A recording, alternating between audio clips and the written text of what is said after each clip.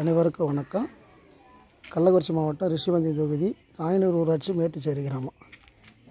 இந்த கழிநீர் கால்வாய் இங்கே பாருங்கள் கட்டி எந்த அளவுக்கு அடைச்சிட்ருக்குது. இன்ஜினியர் பற்றி எவ்வளோ புகழ்ந்து பேசுகிறாரு யாரோ ஒருத்தர் இன்ஜினியர்னு.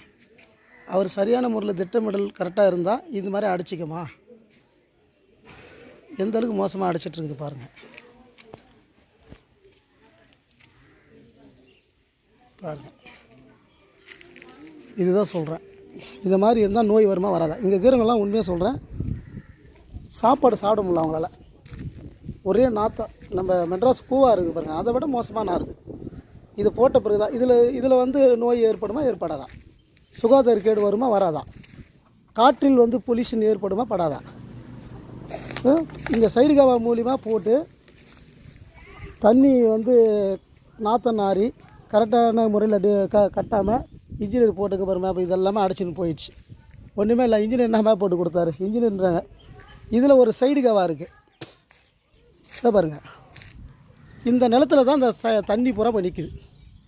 எல்லாமே இந்த நிலத்தில் போய் ஒரு விவசாய நிலத்தில் போய் நிற்கிது. சாக்கடை ஃபுல்லாகவே சாக்கடை தண்ணி. இது இந்த தண்ணி இப்படியே பார்த்தீங்கன்னா இங்கே பொது கிணறு. இது ஏற்கனவே அது பாரு போர்வெல். இது அந்த போர்வெல்லை பிரச்சனை பண்ண பிறகு இப்போ வேறு இடம் மாற்றி கொடுத்துட்டாங்க. அதில் இந்த கிணத்துல சாக்கடை தண்ணி இதை பாரு, இந்த பொது கிணத்துல சாக்கடை தண்ணி இறங்கும். இதில் இந்த தண்ணி பூரா இறங்கும். இது பல இதுவாக போட்டு பல பிரச்சனை பண்ணி அது பிறகு மாற்றினாங்க.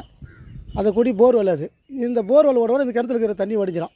இந்த கழிவு நீர் இருந்தாலும் இந்த கிணத்துல இறங்கும். அது நான் நேச்சுரலாக அது ஏற்கனவே வீடியோ எடுத்து போட்டேன் வச்சுங்களா. இப்போ என்ன பண்ணுறாங்கன்னா, இவர் இன்ஜினியர் சொல்கிறாங்களா, இவர் இன்ஜினியர் கரெக்டான மேப் போட்டுருந்தால் இது மேலே அடைச்சிக்குமா?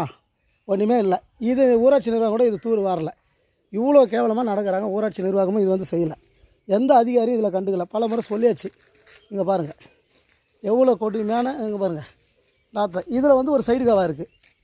இந்த பகுதியில் தான் இருக்குது பாருங்கள்.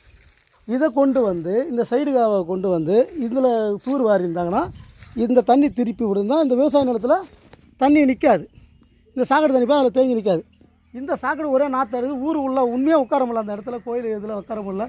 அந்த மக்கள் ரொம்ப அவதிப்படுறாங்க. இதனால் காற்று மூலிமா அது பொல்யூஷன் ஏற்படும். இது ஏன் இதெல்லாம் தெரியல? இது பாரு, இதில் ஒரு சைடு காவை போகுது. இந்த சைடு காவை கரெக்டாக வடிவமைச்சு தூர் வாரி வடிவமைச்சாங்கன்னா அடுத்தது இங்கே பாருங்கள் இப்படி போயிட்டு காட்டுறோம் பாருங்கள்.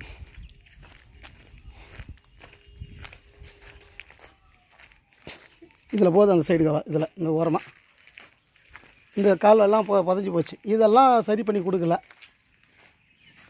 இதில் புதஞ்சி போச்சு. அப்படியே கொண்டு பார்த்தீங்கன்னா இந்த இடத்துல கொடுத்து அந்த நிலத்து பகுதியில் அது போயிடும். அண்டாண்ட ரோட்டு பக்கமாக இங்கே ஒரு பைப் இருக்குது. அது வழியாக அண்டாண்ட போயிடும். காட்டிடுறேங்க, அதுவும் காட்டிடுறேன். இதாக இருக்குது பாருங்கள்.